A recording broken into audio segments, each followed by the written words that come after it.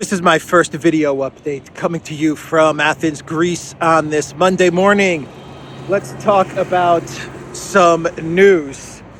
And let me grab my coffee and let's go for a walk here. It's a bit of a rainy day here in Athens, but we'll be all right. I think the rain has stopped for the most part. So let's talk about a couple of articles that came out last week and over the weekend. And let's start things off with the Politico article that came out earlier in the week, which citing various EU officials, senior EU officials, I believe anonymous EU officials. Politico wrote that the European Union, the EU, is very, very upset with the Biden White House because they feel that the Biden White House is cheating them, is double-crossing them. They feel that the Biden White House is selling them LNG at a very high price, which it is. And they feel that the Biden White House is making the most money out of weapons sales to Ukraine, which it is. But I'll read you some quotes too in a bit, but the first thing that comes to mind, as I was reading this article, is you guys signed up for this, Europe. You knew exactly what you were getting into. You went along with Project Ukraine. So I don't understand what all the complaining is about. Well, I do understand why they're complaining, because they want they want a bigger cut of the weapons pie, and they would like perhaps a bigger cut of the energy action. No doubt about it. This is all about money at the end of the day.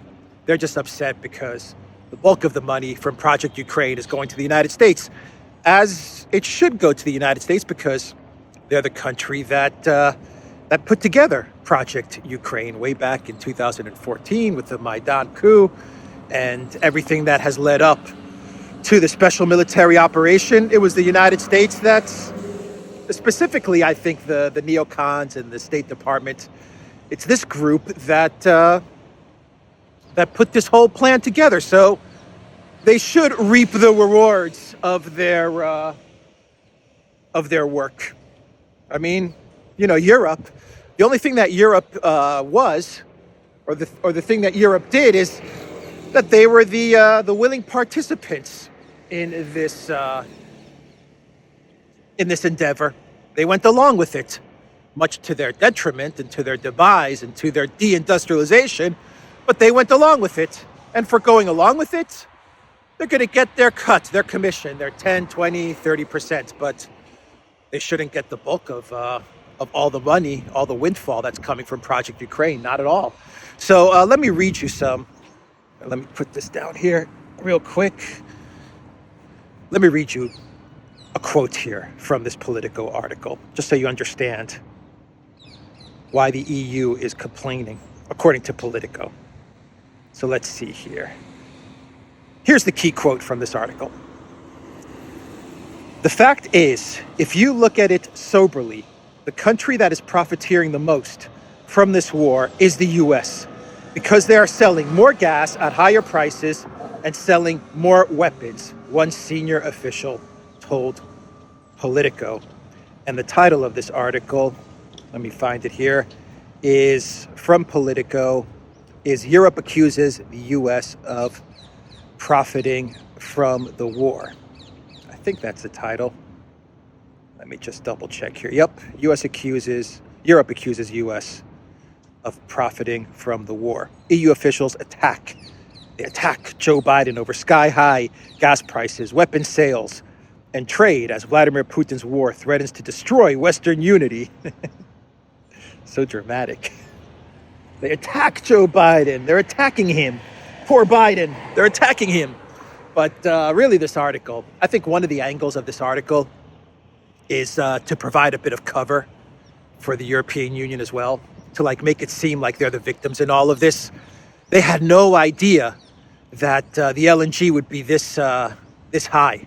the price would be this high. They had no idea when they went along with sanctioning Russia and cutting off Russian gas and looking the other way as they blew up Nord Stream 1 and Nord Stream 2. They had no idea that the U.S. would be selling them LNG at these prices. How was the EU to know? How were senior European officials to know that the U.S. would want to make a profit from the LNG, and that LNG shipped from the United States would be more expensive than pipelined from Russia right next door? Who could have foreseen this? So I think the article is there to provide a bit of cover for European officials to kind of make it seem like, you know, they were clueless in the outcome of all of this, and it was really, you know, the evil Biden capitalists that that took advantage of the poor, unsuspecting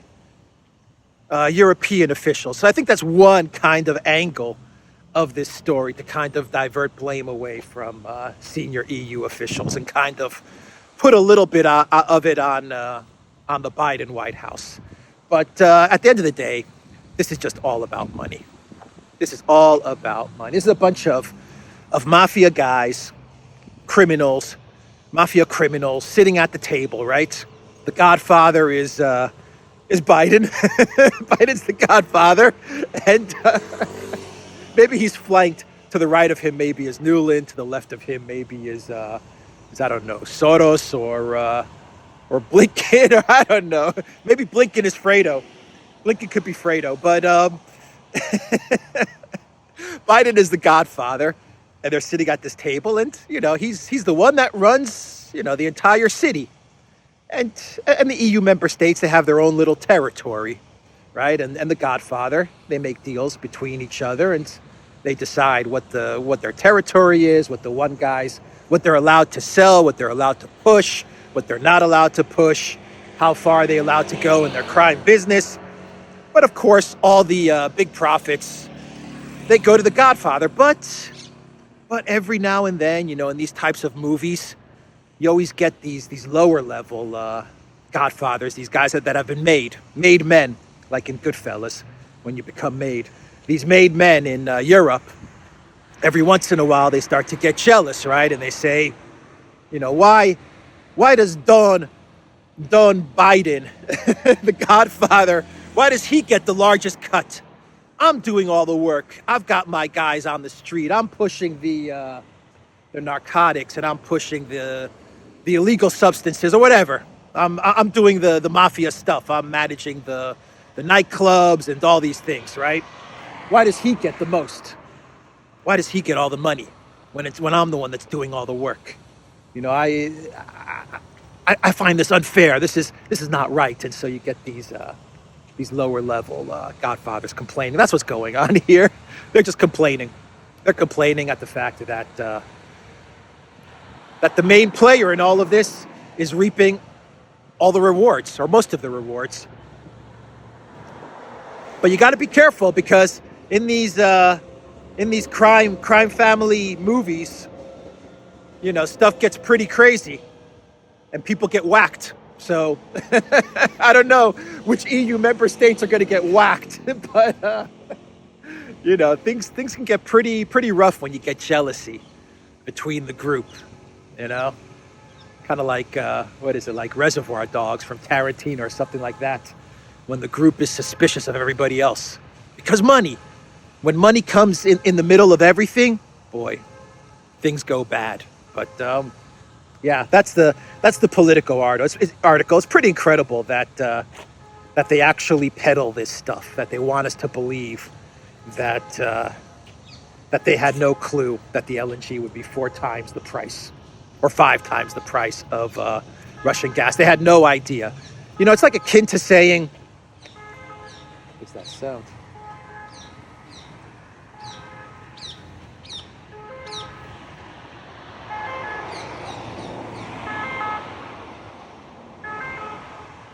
Sounds like a bus. It is a bus. But why is the bus making that noise?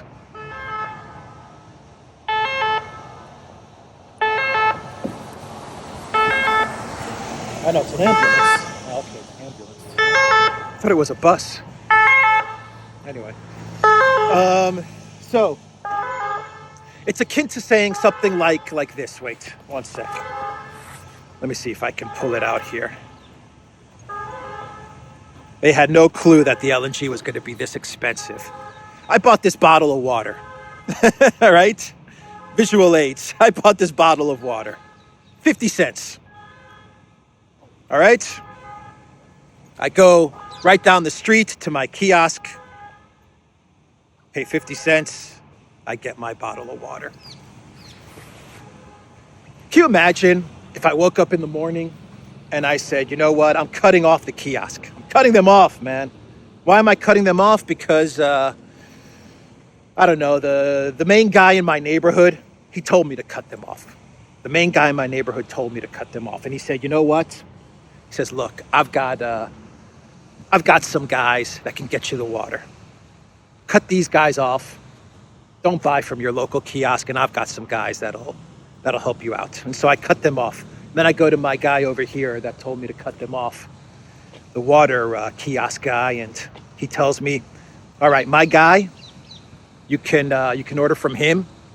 He's in the United States, and he'll deliver your water. Yeah, but when am I going to get that water? You'll get it. Maybe in about a week or two.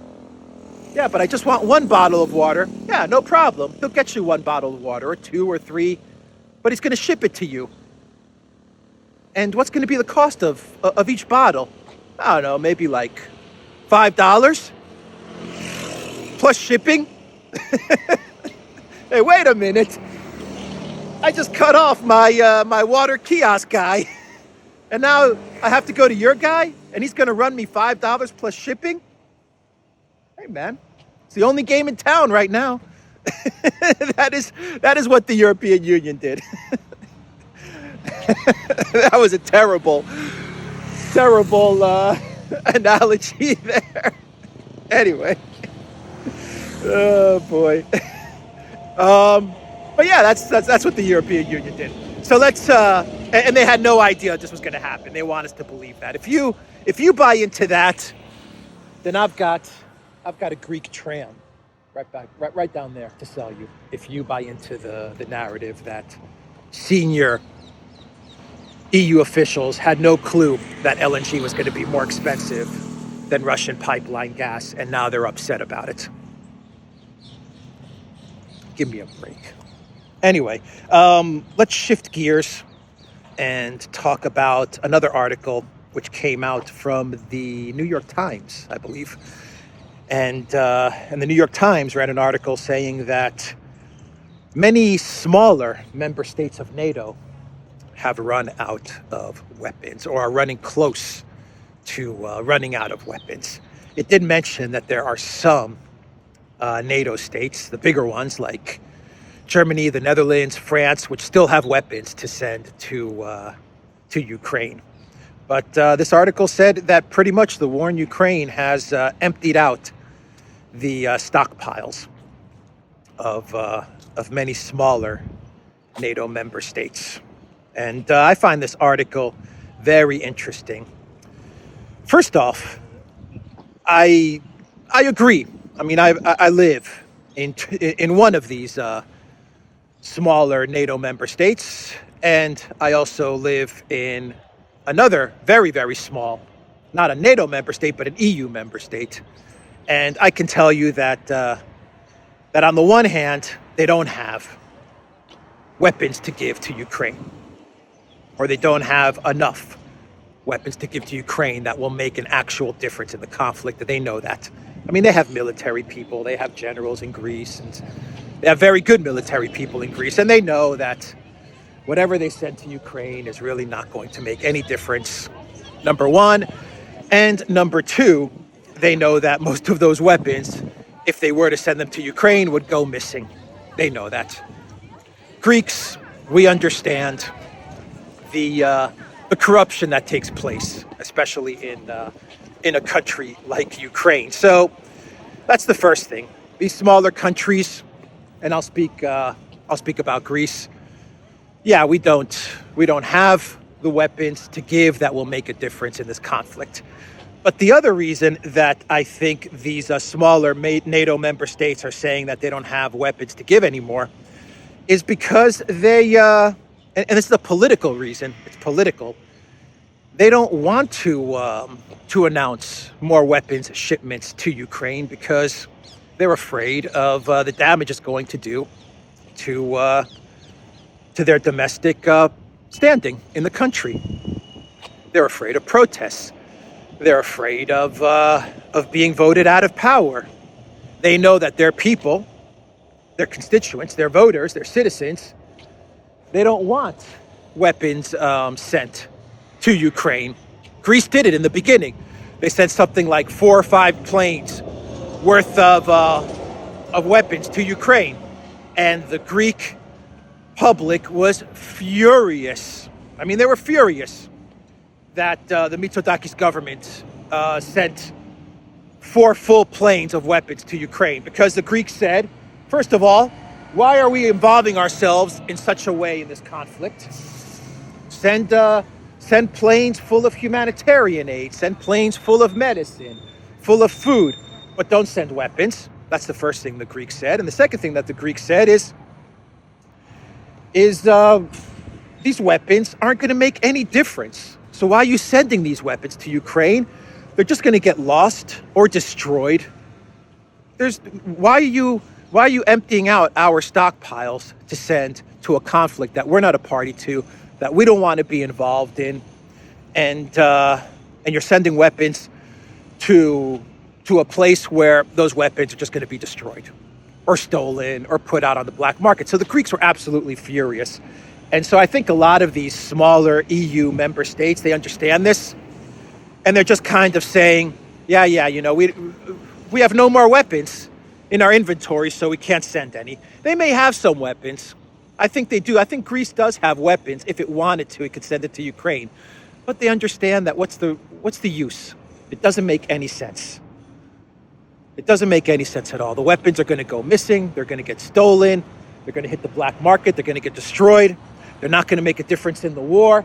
And on top of all of that, the people in power understand that if they send weapons to Ukraine, the local population is going to be furious, and they may vote them out of office. So it's a lose, lose, lose all around.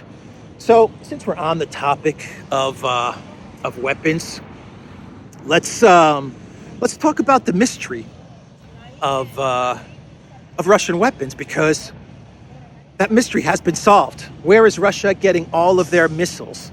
Where are they getting their missiles? Well, we've got the answer. We have the answer. And the mystery was solved by none other than Russian President Vladimir Putin.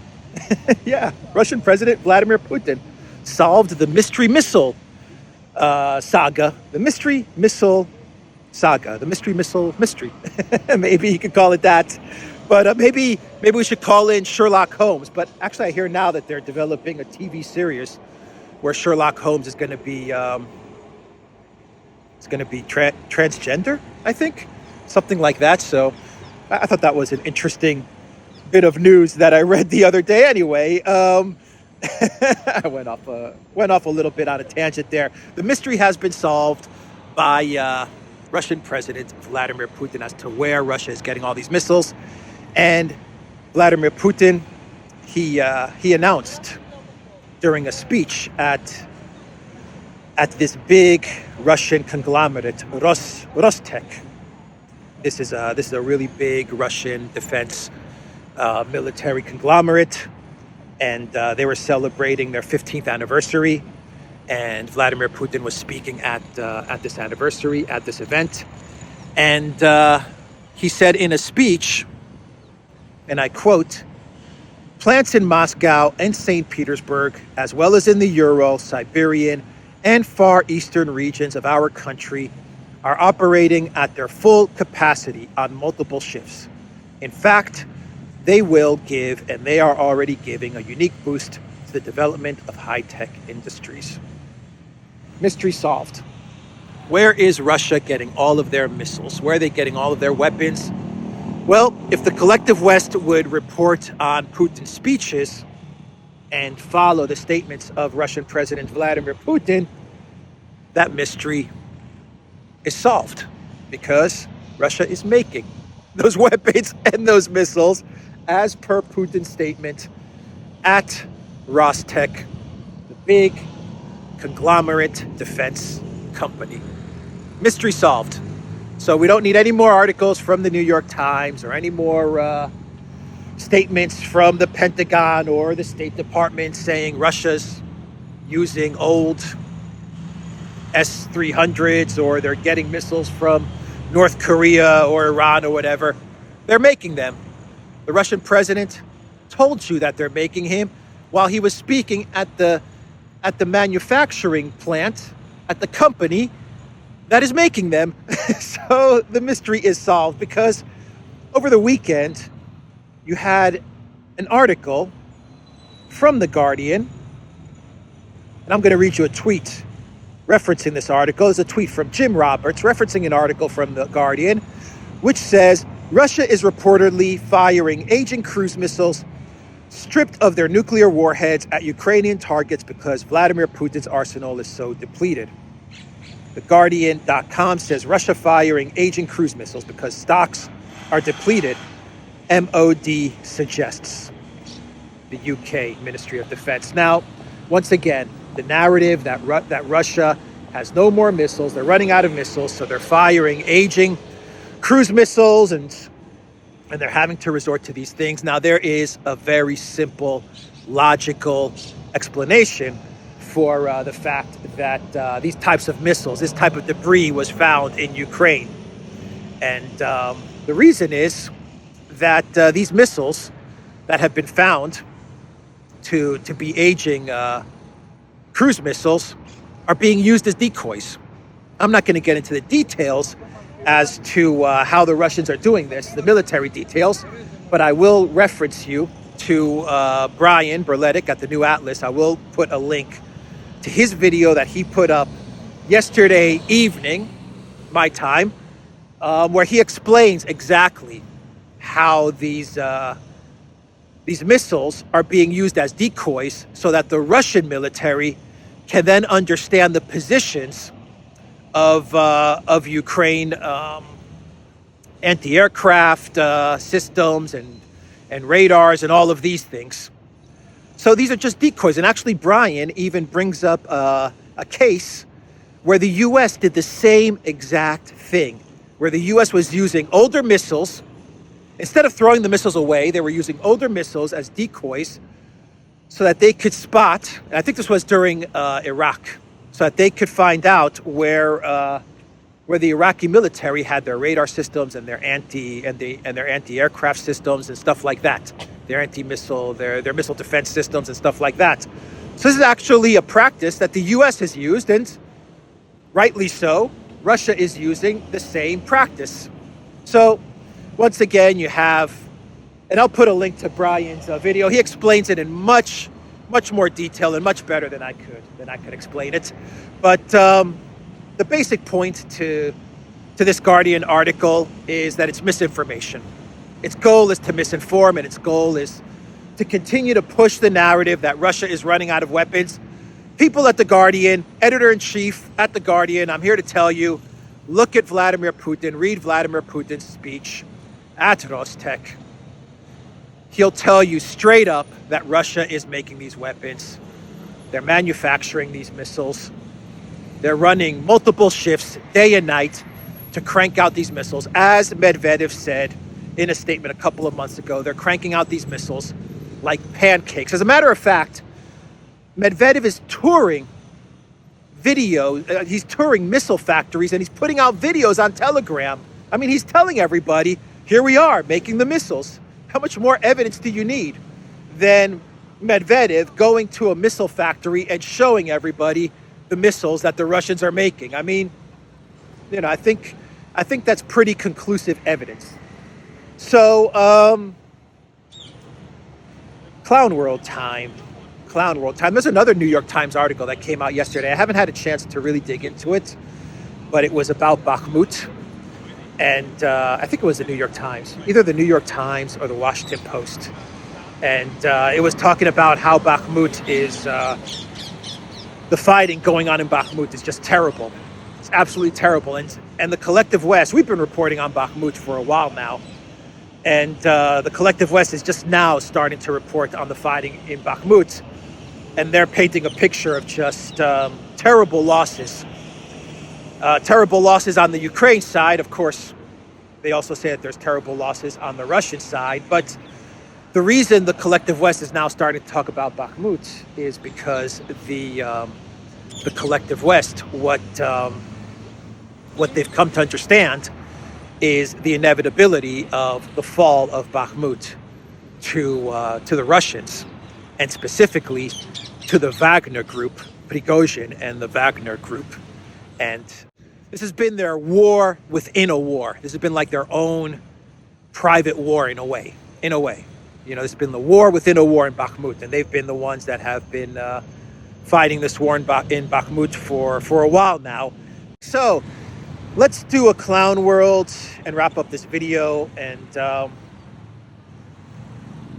I was thinking about talking about the protests that took place yesterday. It's not really a clown world, but I just don't understand why. Morocco had a great victory over Belgium. I mean, a big shocker. They beat Belgium in the World Cup the other day, 2-0. And it's a big win for Morocco. But I don't understand why the rioting took place in not only in Belgium, but also in the Netherlands. And why they were burning stuff down and vandalizing shops and destroying cars. I haven't been able to understand, why do you have to destroy stuff when your football team wins? That's what I don't understand. Go out to a city square in Rotterdam, in The Hague, in Brussels. Go to a city square, celebrate, grab some beers, celebrate, have fun, play some music. Your team won 2-0. Absolutely. Why not? I think that's fine. But why the vandalism? Why do you have to destroy stuff? I just don't get it. I just don't understand. So that's not really a clown world, but I just thought I would report that because the violence was just off the charts. I mean, off the charts. Great victory for Morocco, but the fans in the supporters, if you can call them the supporters, in Belgium and the Netherlands, they really ruined the victory of the Moroccan football team. Let me do another clown world, a real quick clown world. Since we're talking about Belgium, the Belgium delegation arrived in Kiev over the weekend, including Foreign Minister Anja Lebib, who once visited Crimea after it was annexed by Russia. Because she visited Crimea, she was put on a list of persons whose presence in Ukraine was unacceptable. At the time when she visited Crimea, this Lebib, she was a reporter. She visited Crimea. Ukraine put her on a wanted list, but then she became a politician. And then she started to bash Russia and bash Putin. And she got back into the good graces of the elite. And Zelensky allowed her to visit Ukraine. And now her turning to the dark side is complete. They traveled to Kiev because that's where all the cool kids go. They all traveled to Kiev. She traveled to Kiev. She paid homage to Zelensky. I'm sure she brought Zelensky a tribute, some money, some cash, some weapons. Who knows what she brought Zelensky, but now she is back in the good graces of the political elite. After she strayed a bit as a journalist and actually went to Crimea to report on the situation in Crimea. Anyway, that is the video, guys. TheDuran.locals.com. Look for us on Rockfin as well. And the Duran shop, 10% off. Use the code GOODDAY. Look for Alexander's videos. Look for the Duran's videos. We are on all the platforms, including Telegram, including BitChute and Rumble and ODYSEE. Take care.